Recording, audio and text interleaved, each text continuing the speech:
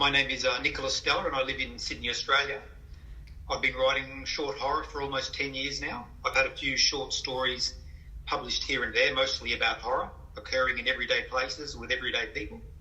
I also like to inject a bit of humour where I can as well.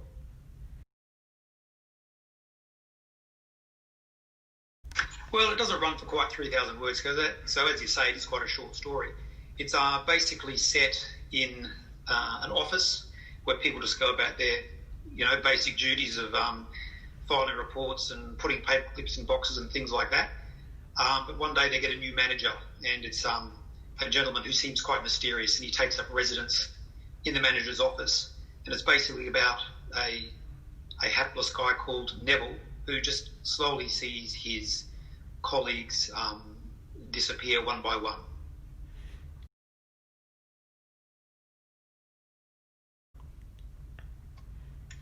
Well, I suppose quite a few years ago I did work in an office and I didn't enjoy the experience so much.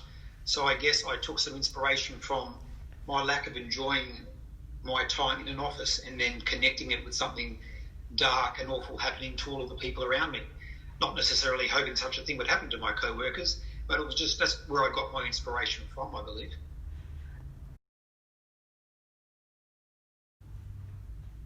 Well, I guess maybe an amalgam of different people, I guess.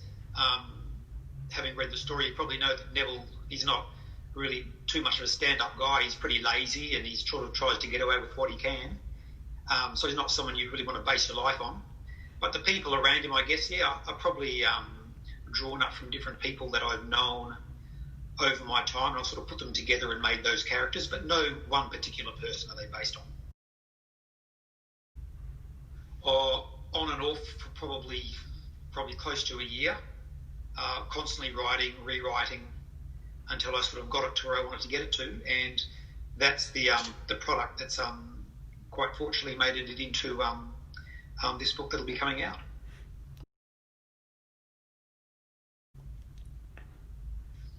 Well, I don't know, in terms of everlasting life, that sounds like a pretty good thing, but you also are a slave to some pretty unwholesome desires. So I'm not sure what that would be like. So I'd have to be in the feet of an actual vampire to really understand that.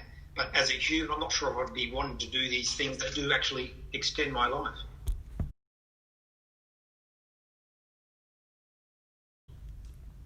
Well, that was a really enjoyable year of my life. I spent a year there studying Chinese and also teaching kids how to speak English.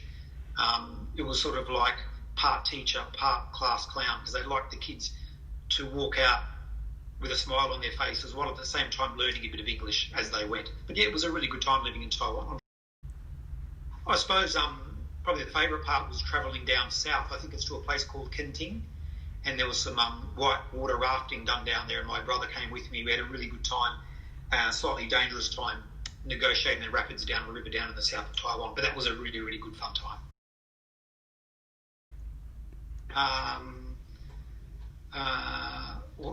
是很长时间我没有说普通话，现在我没有机会说普通话。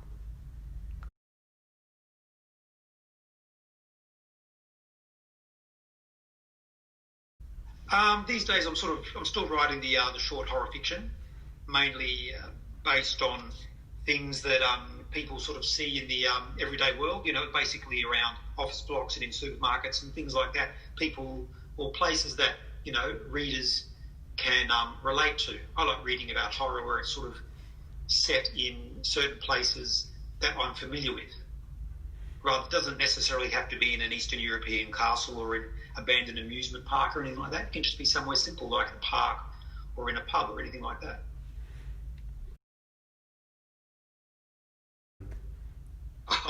I'm more of a beer person, I'd say.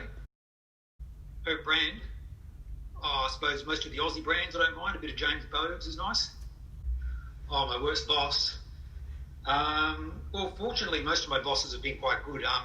There was one, however, who didn't mind a bit of a drink at work, and he'd sort of come back smelling of alcohol and sort of making some strange decisions. So he was quite an interesting character to work with.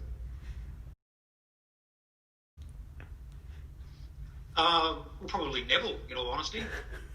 He probably would have been infuriating, popping out to the fish and chip for lunch all the time and coming back drunk betting on the horses, turning up late. So I think he'd probably be a bit of a nightmare himself. Well, I suppose I sort of like people who act like a bit of a goose occasionally, because I like to have a bit of humour in the story. I don't think he's necessarily a bad person. He's just a bit of a lazy sort of hapless sort of individual who somehow, just pops along through life and somehow gets away with it. I suppose I'd like to mainly throw a shout out to the Australian Horror Writers Association, because it was them who really steered me in the right direction when I was starting to get my feet wet with writing, and without any contacts, you don't really go anywhere, but they helped me out and they gave me tips of where to go. So yeah, the Australian Horror Writers Association.